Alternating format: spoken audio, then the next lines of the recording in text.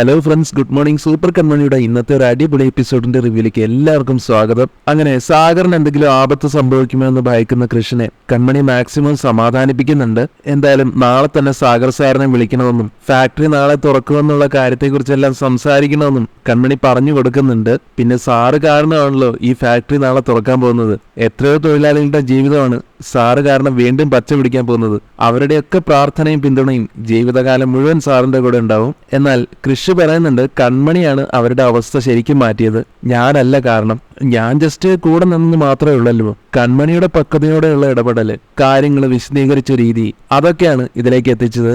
നീ അവരോട് എത്ര ഭംഗിയായിട്ടാ കൺമണി സംസാരിച്ചത്. നീ സംസാരിച്ചപ്പോ അവരിലൊരാളായി ഞാൻ നിന്നെ നോക്കി നിൽക്കുകയായിരുന്നു. എന്നാൽ ഇതിന്റെ പേരിൽ തന്നെ കൃഷിസാരെ പ്രശംസിക്കുന്നത് കൺമണിക്ക് ഒട്ടും ഇഷ്ടപ്പെടുന്നില്ല. ഫാക്ടറി തുറക്കാനുള്ള മൊത്തം ക്രെഡിറ്റും കൃഷിന് കൊടുക്കാനാണ് കൺമണി താല്പര്യപ്പെടുന്നത്. അക്കാര്യം കൃഷിനോടും തുറന്നു പറയുമ്പോൾ എന്റെ ജീവിതം തന്നെ ഞാൻ നിനക്ക് സമർപ്പിച്ചു കഴിഞ്ഞിരിക്കുന്നു കൺമണി, അതിനപ്പുറം വരില്ലല്ലോ ഏതെങ്കിലും ഒരു കാര്യത്തിന് കിട്ടുന്ന ക്രെഡിറ്റ്. അങ്ങനെ പറയുകയാണ് കൺമണിയോട് കൃഷ്. തുടർന്ന് കൺമണി കൃഷ്ണനോട് ഞാനൊരു ചോദ്യം ചോദിക്കട്ടെ എന്ന് പറയുകയാണ്. വിഷമിപ്പിക്കാൻ വേണ്ടി പറയുന്നതല്ല എന്നും കൂടെ പറഞ്ഞിട്ടാണ് ചോദിക്കുന്നത്. കൃഷ് സാർ എന്നോട് പറഞ്ഞല്ലോ അച്ഛനെ വേദനിപ്പിക്കുന്ന ഇഷ്ടമല്ല, അതൊരിക്കലും സഹിക്കില്ല എന്നൊക്കെ. അത് ആത്മാർത്ഥമായിട്ട് തന്നെ എന്നോട് പറഞ്ഞതാണോ? അതേന്ന് മറുപടി കൊടുക്കുന്ന കൃഷ് സാറിനോട് ഇപ്പൊ നമ്മുടെ വിവാഹകാര്യം വീട്ടിൽ അവതരിപ്പിക്കുകയാണെന്ന് വെച്ചോ, അപ്പൊ സാഗർ സാറും സുജാത മേഡവും ചിലപ്പോ പറയും എന്നെ വിവാഹം കഴിക്കരുതെന്ന്. ആ ഒരു അവസരത്തില് സാറിന്റെ തീരുമാനം എന്തായിരിക്കും? കൃഷി മറുപടി കൊടുക്കുന്നുണ്ട്. ആ ഒരു അവസരത്തിലെ മറുപടി കൊടുക്കാൻ എനിക്ക് ഒരു നിമിഷം പോലും ചിന്തിക്കേണ്ട കാര്യമില്ല. ഞാൻ നിന്നെ തന്നെ വിവാഹം കഴിക്കുമെന്ന് അവരോട് പറയും. ഇത് കേൾക്കുന്ന കൺമണി അങ്ങനെ വരുമ്പോ അവർക്ക് വിഷമമാകില്ലേ എന്ന് ചോദിക്കുമ്പോ, അവരുടെ വിഷമമൊക്കെ താൽക്കാലികമല്ലേ കൺമണി. നീ അവരുടെ ജീവിതത്തിലേക്ക് ചെന്ന് കഴിയുമ്പോ അവര് പിന്നീട് അങ്ങ് സന്തോഷിച്ച് തുടങ്ങുമല്ലേ. അവർക്ക് സന്തോഷിക്കാൻ ഞാനായിട്ടൊരു അവസരം ഉണ്ടാക്കി കൊടുക്കുകയല്ലേ. കൺമണിക്ക് കൃഷിന്റെയും വാക്കുകളൊക്കെ കേട്ടിട്ട് സന്തോഷം കൊണ്ട് കണ്ണു നിറയുന്നുണ്ട്. തുടർന്ന് പറയുന്നുണ്ട്, സാർ എന്നെ പറ്റി ഇങ്ങനെയൊക്കെ പറയുന്നത് കേൾക്കുമ്പോ എനിക്ക് തോന്നും ചിലപ്പോ എന്നെ പറ്റിക്കാൻ വേണ്ടി പറയുകയാണെന്ന്. ചിലപ്പോ തോന്നും എന്റെ സന്തോഷമൊക്കെ അവസാനിച്ച് എന്തോ വലിയ വിഷമം വരാൻ പോകുന്നതിന്റെ മുന്നോടിയാണെന്ന്. കൺമണിയോട് ഞാനത് തുറന്നു പറഞ്ഞിട്ടില്ലെന്നേ ഉള്ളൂ. അറിഞ്ഞു കഴിഞ്ഞാൽ കൺമണിക്കത് വലിയ പ്രയാസമാകുമെന്ന് വിചാരിച്ചിട്ടാണ് ഞാനത് പറയാതിരുന്നത്. കൺമണിക്കാണെങ്കിലും ആകെ ടെൻഷനായി പോകുന്നുണ്ട്. എന്ത് പ്രശ്നങ്ങളാണ് എന്റെ ജീവിതത്തിൽ സംഭവിക്കാൻ പോകുന്നതെന്ന് കൃഷ്ണനോടായിട്ട് ചോദിക്കുമ്പോ തൊട്ടടുത്ത നിമിഷം കൃഷി ചിരിയോടെ പറയാണ്, അല്ല വൈകാതെ തന്നെ നമ്മുടെ കല്യാണം നടക്കുമല്ലോ, അതോടെ പിന്നെ ജീവിതം മുഴുവൻ എന്നെ ചുമക്കണ്ടേ കൺമണിക്ക്, സഹിക്കണ്ടേ. എന്റെ ഈ മരമോന്ത കണ്ട് ഉറങ്ങുകയും ഉണരുകയൊക്കെ വേണ്ടേ. അങ്ങനെ ഒരു വലിയ കുരിശാണല്ലോ നീ ചുമക്കാൻ പോകുന്നത് എന്നോർത്തിട്ട് ഞാൻ പറഞ്ഞതാ. കൃഷിന്റെ ഈ കോമഡി എല്ലാം കേട്ട് കൺമണിക്കാണെങ്കിലും ചിരി വരുന്നുണ്ട്. അങ്ങനെ അവർ രണ്ടുപേരും കെട്ടിപ്പിടിച്ച് സന്തോഷത്തോടുകൂടി നിൽക്കും. അതിനുശേഷം കാണിക്കുന്ന പിറ്റേ ദിവസം ശ്രീനിവാസൻ അമ്പലത്തിൽ എന്ന് പ്രാർത്ഥിക്കുന്നുണ്ട് കൺമണിക്ക് വേണ്ടി. ശങ്കർ മോഹൻ സാറിന് അവള് വരച്ച പ്രോജക്റ്റ് ഇഷ്ടമാവണം എന്നെല്ലാം ആ പ്രാർത്ഥനയിൽ ഉൾപ്പെടുത്തുന്നുണ്ട്. അങ്ങനെ അവളെ ജയിപ്പിക്കണേ എന്ന് പറഞ്ഞുകൊണ്ട് ശ്രീനിവാസൻ ഉള്ളൊരുക്കി പ്രാർത്ഥിച്ചുകൊണ്ട് നിൽക്കുന്ന സമയത്താണ് കൺമണി ചേച്ചി ജയിക്കുമെന്ന് പറഞ്ഞുകൊണ്ട് ഉണ്ണിത്തിരുമേനി വരുന്നത്. ശേഷം ശ്രീനിവാസനോട് പറയും, ധൈര്യമായിട്ടിരിക്കുക, വിഷമിക്കണ്ട, കൺമണി ചേച്ചിക്ക് ഇനി സന്തോഷത്തിന്റെ ദിവസങ്ങളാണ് എത്താൻ പോകുന്നത്. മറ്റെന്തിനെ കുറിച്ച് വേണമെങ്കിലും വിഷമിച്ചോളൂ, കൺമണി ചേച്ചിയെ കുറിച്ച് ഇനി ആലോചിച്ച് വിഷമിക്കണ്ട. ചേച്ചിയുടെ ജീവിതത്തിൽ ഇനി മംഗളകരമായ കാര്യങ്ങളാണ് നടക്കാൻ പോകുന്നത് എന്നെല്ലാം ഉണ്ണിത്തിരുമേനി പറയുന്നത് കേട്ടിട്ട് ശ്രീനിവാസനാണെങ്കിലും ഒത്തിരി ആശ്വാസമാവുന്നുണ്ട്. അങ്ങനെ കൺമണിയും കൃഷും വളരെ സന്തോഷത്തോടു കൂടി ഫാക്ടറിയിലേക്ക് പോകാനായിട്ട് റെഡിയായിട്ട് നിൽക്കുകയാണ്. കൃഷി കൺമണിയോട് പറയുന്നുണ്ട്, കൺമണി അങ്ങനെ നമ്മുടെ ജീവിതത്തിലെ ഏറ്റവും പ്രത്യേകതയുള്ള ഒരു ദിവസത്തിലേക്ക് നമ്മൾ ചെല്ലാൻ പോവുക, എന്റെ മനസ്സ് നിറഞ്ഞിരിക്കുക. കൺമണിയും പറയുന്നുണ്ട് എന്റെ മനസ്സും അതുപോലെ തന്നെയാണെന്ന്. ഇതേ സമയം അങ്ങോട്ടേക്ക് കേണലും ഷീലയും കൂടെ വരുമ്പോ കൃഷി കേണലിനോടും പറയുന്നുണ്ട് നമുക്ക് ഇറങ്ങാം സാറെന്ന്. എന്നാൽ കേണൽ വരാൻ തയ്യാറാവുന്നില്ല. കേണല് കൃഷിനോട് പറയും, അത് നിങ്ങളുടെ ഫാക്ടറി അല്ലേ, നിങ്ങൾ ഇറങ്ങിക്കോ, ഞാൻ വരുന്നില്ല. എന്നാൽ കൃഷിന് കേണൽ സാറും കൂടെ വരണമെന്നുണ്ട്. അതുകൊണ്ട് തന്നെ കേണൽ സാർ ഇല്ലെങ്കിൽ ഞങ്ങളും പോവില്ലെന്ന് പറയും. കൺമണിക്കും അതേ അഭിപ്രായമാണ്. കേണലിനോട് കൺമണി പറയുന്നുണ്ട്, സാറിന്റെ ഫാക്ടറിയാണത്, ഞങ്ങൾ വെറും അതിഥികളാ, സാറാണ് അത് തുറക്കേണ്ടത്. എന്നാൽ ഇത്രയും പറഞ്ഞിട്ടും കേണൽ തയ്യാറാവുന്നില്ല കൂടെ വരാൻ. അത് നിങ്ങളുടെ ഫാക്ടറിയാണെന്നും നിങ്ങൾ വേണം അത് നോക്കി നടത്താനെന്നും. അതുകൊണ്ട് നിങ്ങൾ ഇവിടെ നിന്ന് പോയി കഴിഞ്ഞാലും നിങ്ങളുടെ ഒരു ശ്രദ്ധയും നോട്ടവും ഒക്കെ അവിടെ ഉണ്ടാവണം. കേണലിന്റെ ഈ ഒരു നിലപാട് കാണുമ്പോൾ ഷീലയാണെങ്കിലും കൺമണിക്കും കൃഷ്ണനും പറഞ്ഞു കൊടുക്കുന്നുണ്ട്, കേണൽ സാർ ഒരു തീരുമാനം എടുത്തു കഴിഞ്ഞാലേ അതിലങ്ങോട്ട് ഉറച്ചു നിൽക്കും. അതുകൊണ്ട് നിങ്ങൾ തന്നെ പോകുന്നതായിരിക്കും നല്ലത്.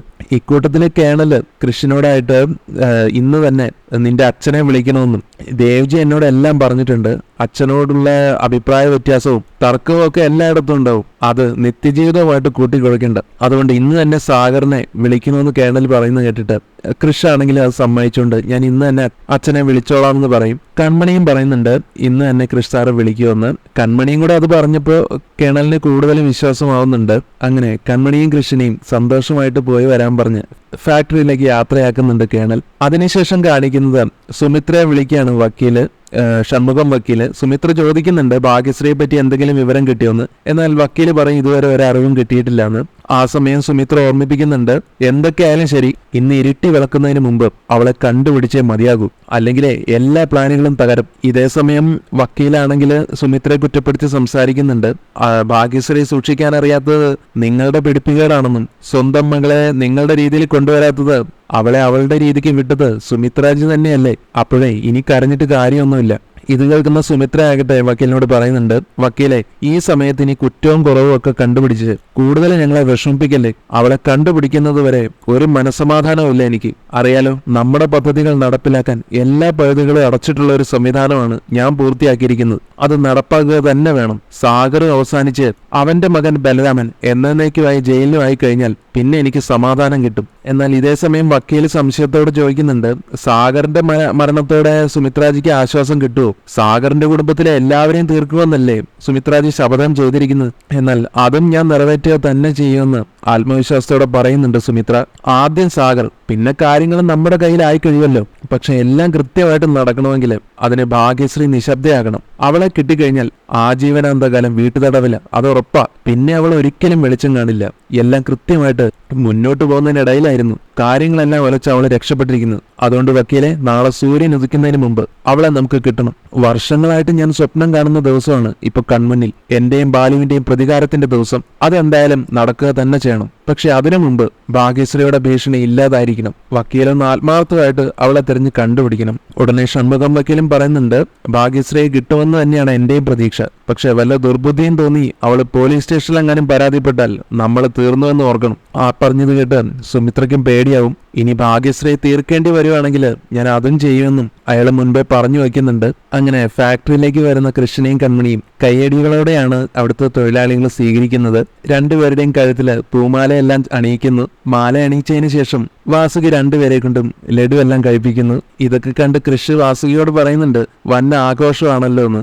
അത് പിന്നെ ഫാക്ടറി തുറക്കുന്നതുമായിട്ട് ബന്ധപ്പെട്ട് ഒരു പ്രത്യേക ചടങ്ങാണിതെന്നും ചെറിയ പൂജയൊക്കെ ഉണ്ട്. ഈ ഫാക്ടറിയുടെ നല്ല ഭാവിക്ക് ഐശ്വര്യത്തിനൊക്കെ വേണ്ടിയിട്ടാണ് ഇതെല്ലാം ചെയ്യുന്നതെന്നും നിങ്ങൾ രണ്ടുപേരും ചേർന്നിട്ടാണ് ഈ ചടങ്ങ് നടത്തേണ്ടതെന്നും വാസുകി അവർക്ക് പറഞ്ഞു കൊടുക്കുന്നുണ്ട്. കൃഷ്ണൻ കമ്പനിയും കൂടെ പറയുന്നുണ്ട് അവരോട് അതൊക്കെ നിങ്ങൾ തന്നെ ചെയ്താൽ മതിയെന്ന്. പക്ഷെ അത് പറ്റില്ലെന്നും ഇന്നത്തെ സംഭവത്തിന് കാരണക്കാരാരൊക്കെയാണോ അവര് വേണം ഈ ചടങ്ങ് നടത്താനെന്നും അത് ഈ ഭാഗത്തെ ആചാരമാണെന്നും ശിവശക്തി സങ്കല്പത്തിൽ ഭാര്യയും ഭർത്താവും ചേർന്നിട്ടാണ് ഈ ആചാരം പൂർത്തിയാക്കേണ്ടത്.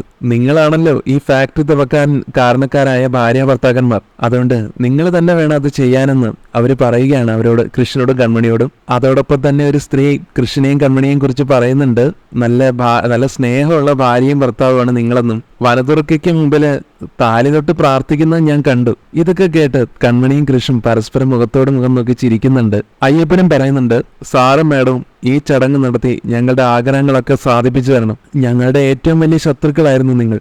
പക്ഷെ ഇന്നിപ്പോ ഞങ്ങളുടെ ദൈവങ്ങളാണ്. പൂജാരി പറഞ്ഞല്ലോ ശിവനും ശക്തിയെന്ന്, അത് സത്യമാണ്. ഏതായാലും തൊഴിലാളികളുടെ ആഗ്രഹം മാനിച്ചുകൊണ്ട് കൃഷ്ണൻ കൺമണിയും അവരെ അറിയിക്കുന്നുണ്ട് ഞങ്ങൾക്കിതിന് സമ്മതമാണെന്ന്. തൊഴിലാളികളും ഹാപ്പി ആവുന്നു. അങ്ങനെ ആ ചടങ്ങിന്റെ മുന്നോടിയായിട്ട് പൂജാരി രണ്ടുപേർക്കും ഒരു തലപ്പാവൊക്കെ വെച്ചു കൊടുക്കുന്നുണ്ട്, രാജാവും രാജ്ഞിയും എന്നുള്ള രീതിയിൽ. ഇനി നിങ്ങളാണ് ഞങ്ങളുടെ യജമാനരെന്നും യജമാനര് വേണം വിളക്ക് കൊളുത്തി ഈ ചടങ്ങിന് ആരംഭം കുറിക്കാനെന്നും അതുകൊണ്ട് രണ്ടുപേരും കൂടി ചേർന്ന് വിളക്ക് കൊളുത്താനും അയ്യപ്പനും വാസുകയും കൂടെ പറയുമ്പോൾ കൃഷി അവരോട് ചോദിക്കുന്നുണ്ട് ഇത് നിങ്ങളുടെ ഫാക്ടറി അല്ലേ, അപ്പൊ നിങ്ങൾ വേണ്ടേ, നിങ്ങളുടെ ഒരാൾ വേണ്ടേ വിളക്ക് കൊളുത്താനെന്ന്. എന്നാൽ ഞങ്ങളുടെ ആചാരം അനുസരിച്ച് യജമാനര് വേണം വിളക്ക് കൊളുത്താനെന്നും ഞങ്ങൾക്ക് നിങ്ങൾ രാജാവിന്റെ രാജ്ഞിയുമാണ്. അതുകൊണ്ട് ഞങ്ങൾക്ക് വേണ്ടി സന്തോഷത്തോടുകൂടി ഈ കർമ്മം നിർവഹിക്കണം. അങ്ങനെ സന്തോഷത്തോടുകൂടി ഒരുമിച്ച് നിന്ന് വിളക്ക് കൊളുത്താണ്. വിളക്കെല്ലാം തെളിയിച്ചതിന് ശേഷം കൃഷി അവരോടായിട്ട് പറയുന്നുണ്ട് സത്യം പറഞ്ഞു കഴിഞ്ഞാൽ സന്തോഷവും പ്രാർത്ഥനയും കൊണ്ട് മനസ്സ് നിറഞ്ഞു തുളുമ്പുന്ന ഒരു സന്ദർഭമാണ് ഞങ്ങളെ സംബന്ധിച്ചത്. ഇങ്ങനെ ഒരു നിയോഗത്തിന് വേണ്ടിയായിരിക്കും ഈശ്വരൻ ഞങ്ങളെ ഇവിടെ എത്തിച്ചത്. ഇവിടുന്ന് ഞാൻ പഠിച്ച പാഠങ്ങളൊന്നും മറ്റൊരിടത്തൊന്നും ഞാൻ അറിഞ്ഞിട്ടില്ല. കൺമണിയും പറയുകയാണ്, സത്യത്തില് നിങ്ങളുടെ കൂടെ തന്നെയുള്ള രണ്ടുപേരാണ് ഞങ്ങളിപ്പോ. സന്തോഷം കൊണ്ട് പറയാൻ കൂടുതൽ വാക്കുകളൊന്നും കിട്ടുന്നില്ലെന്നും കൺമണി അറിയിക്കുമ്പോൾ ഇതെല്ലാം കേട്ട് തൊഴിലാളികൾ കൈയടിക്കുന്നുണ്ട് കേട്ടോ. ഏതായാലും തൊഴിലാളികളുടെ എല്ലാം മുന്നിൽ രാജാവിന്റെ ആജ്ഞയുമായിട്ട് അങ്ങനെ നിറഞ്ഞു നിൽക്കുകയാണ് നമ്മുടെ കൃഷ്ണൻ കൺമണിയും. അതിനുശേഷം കാണിക്കുന്നത് സാഗറിനെ ശങ്കർ മോഹൻ വിളിച്ചിട്ട് അയച്ചു തന്ന ഡിസൈൻ താൻ കണ്ടെന്നും ഞാൻ മാത്രമല്ല എന്റെ ഫാമിലിയും ഓഫീസ് സ്റ്റാഫ്സും എല്ലാവരും കണ്ടു, ഞങ്ങളുടെ റിവ്യൂ ഡിപ്പാർട്ട്മെന്റും കണ്ടു. പക്ഷേ ഡിസൈനായിട്ട് അംഗീകരിക്കാൻ ബുദ്ധിമുട്ടുണ്ടെന്നാണ് എല്ലാവരുടെയും അഭിപ്രായം. ഞങ്ങൾ പ്രതീക്ഷിച്ച പോലെ ഒരു ഡിസൈൻ അല്ല ഇത്. ഇത്രയും കേൾക്കുന്നതും സാഗറിനാകെ സങ്കടമാവുന്നു. എന്നാൽ തൊട്ടടുത്ത നിമിഷം ശങ്കർ മോഹൻ ചിരിച്ചുകൊണ്ട് പറയുന്നുണ്ട്, എന്ന് വെച്ചാലേ ഞങ്ങൾ പ്രതീക്ഷിച്ചതിനേക്കാളും എത്രയോ മുകളിലാണ് സാറേ നിങ്ങൾ ഞങ്ങൾക്ക് തന്ന ആ സമ്മാനം. ഡിസൈനായിട്ട് അംഗീകരിക്കില്ല എന്ന് പറഞ്ഞത് പരമ്പരാഗത ഡിസൈനുകളിൽ നിന്നും വേറിട്ട് നിൽക്കുന്നതുകൊണ്ട് മനോഹരമെന്നോ ഗംഭീരമെന്നോ പറയുന്നില്ല. ആ വാക്കുകളൊക്കെ ചെറുതാണ്. ഇതെല്ലാം കേട്ട് സാഗറിന്റെ മനസ്സും സന്തോഷം കൊണ്ട് നിറയുന്നു. ശങ്കർ മോഹനോട് നന്ദി പറയുന്നുണ്ട് സാഗർ. തിരിച്ച് ശങ്കർ മോഹനും സാഗറിനെ നന്ദി അറിയിക്കുകയാണ് ഇത്രയും നല്ലൊരു ഡിസൈൻ തന്നതിൽ. പിന്നീട് ശങ്കർ മോഹൻ ഒരു പ്രധാനപ്പെട്ട കാര്യം എന്ന് പറഞ്ഞിട്ട് സാഗറിനെ ആ കാര്യം അറിയിക്കുകയാണ്. അതായത് കൺമണി ഉണ്ടല്ലോ, അലികയുടെ അസറ്റാണ്. ആ കുട്ടിയെ വിട്ടുകളയരുത്. ഏതെങ്കിലും ഒരു സാഹചര്യത്തിൽ കൺമണി നിങ്ങളുടെ സ്ഥാപനത്തിൽ നിന്ന് മാറുകയാണെങ്കിൽ ഞങ്ങളെ അറിയിക്കണം. ഏതായാലും കൺമണിക്ക് ഞങ്ങളുടെ വക ഒരു സ്പെഷ്യൽ സമ്മാനം കൊടുക്കുന്നുണ്ട്. ഇതൊക്കെ കേട്ട് സാഗറിന് സന്തോഷമാവുന്നുണ്ട്. നന്ദി പറയുന്നതിനോടൊപ്പം തന്നെ നമ്മുടെ ഈ ബന്ധം എന്നും തുടർന്നുകൊണ്ടേ ഇരിക്കണമെന്നും കൺമണിയെ കുറിച്ച് പറഞ്ഞ ഈ നല്ല വാക്കുകൾ താൻ കൺമണിയും അറിയിക്കുന്നുണ്ടെന്നും പിന്നെ കൺമണി ഒരിക്കലും അലികയിൽ നിന്ന് മാറില്ലെന്നാണ് എന്റെ വിശ്വാസം എന്നിങ്ങനെയെല്ലാം സാഗർ പറയുന്നുണ്ട് ശങ്കർ മോഹനോട്. അങ്ങനെ ശങ്കർ മോഹനോട് സംസാരിച്ചു കഴിഞ്ഞിട്ട് സാഗർ ആവേശത്തോടെയും വെപ്രാളത്തോടെയും സുജാതയും അതുപോലെ ആന്റിയമ്മയും ഒക്കെ വിളിക്കുന്നുണ്ട്. എന്തോ ഒന്ന് കെട്ടിപ്പിടിച്ച ഒരു സന്തോഷമാണ് സാഗർ ആ ഒരു അവസരത്തിൽ കാണിക്കുന്നത്. സാഗർ എന്തിനാണ് വിളിക്കുന്നതെന്ന് മനസ്സിലാവാതെ ആന്റിയമ്മയും സുജാതയും ഒക്കെ പരിഭ്രമത്തോടെ വന്ന് സാഗറിനോടായിട്ട് ചോദിക്കുന്നുണ്ട് എന്ത് പറ്റിയെന്ന്. അപ്പൊ സാഗർ അറിയിക്കുകയാണ്, അലികയെ സംബന്ധിച്ച് ഏറ്റവും ഉള്ള ഒരു ദിവസമാണ് ഇന്ന്. അലിക അടുത്ത ഒരു ഘട്ടത്തിലേക്ക് കടക്കാൻ പോവുകയാണ്. ശങ്കർ മോഹൻ സാറിന്റെ പ്രോജക്റ്റ് അലികയ്ക്ക് കിട്ടി. ഈ വാർത്ത അറിയുന്നതും ആന്റിയമ്മയ്ക്കും സുജാതയ്ക്കും ഒക്കെ സന്തോഷമാവുന്നുണ്ട്. എന്നാൽ ദേഷ്യത്തോടെയാണ് മാനസയുടെ നിൽപ്പ്. തുടർന്ന് കൺമണിയെപ്പറ്റി ശങ്കർ മോഹൻ എന്ത് നല്ല വാക്കുകളാണ് എന്നോട് പറഞ്ഞതെന്നും അലികയിൽ നിന്ന് കൺമണി പോവുകയാണെങ്കിൽ അദ്ദേഹത്തെ അറിയിക്കണമെന്നെല്ലാം ശങ്കർ മോഹൻ എന്നോട് പറഞ്ഞപ്പോ ഞാൻ പറഞ്ഞു ഒരിക്കലും അലിക വിട്ട് കൺമണി പോവില്ല.